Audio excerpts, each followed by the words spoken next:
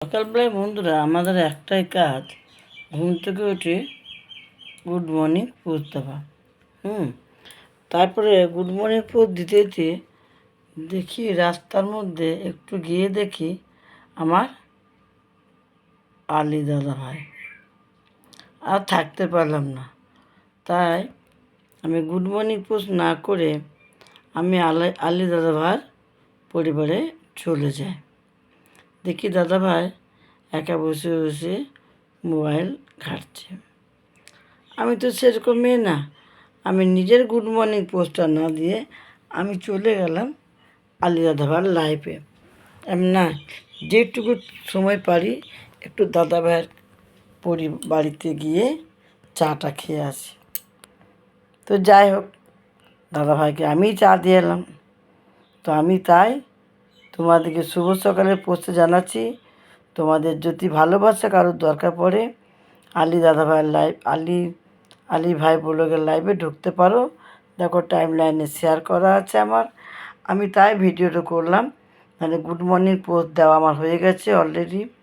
আর একটা কথা বলি, আমি কথাটা কিভাবে বলবো, কিভাবে মানে চেষ্টা করব সেটা বুঝতে পারছি না। যাই হোক, ওই কথাটা পরেই বলা ভালো। পরে একটা নতুন ভিডিও নিয়ে আমি আসছি অন্নপূর্ণা ভান্ডার নিয়ে, বোনেদের, মায়েদের, দিদিদের নিয়ে। তাদের ওই কান্নার আর্তনাদ শুনতে আর ভালো লাগছে না। তাই শুভেন্দু দাদাকে বলছি, যেইভাবে হোক, তারা গরিব মানুষ বা লোকের বাড়ির কাজ করে, তাদের দিকটা একটু দেখুন দাদা ভাই। কেন অসহায় আর্তনাদ কান্না, আপনাকে গালাগালি করা খুবই খারাপ লাগছে। আমি জানি দাদা ভাই তো এরকম লোক নয়, প্রত্যেককেই তো দিচ্ছে, কিন্তু তার মধ্যে কোনো ডকুমেন্ট ভুল আছে বলে হয়তো এই জিনিসটা হচ্ছে। যাই হোক, এর মধ্যে বেশি ঢোকাটা ভালো নয়। আমার একটু খারাপ লাগলো, তাই অনেক কথা বলে ফেললাম।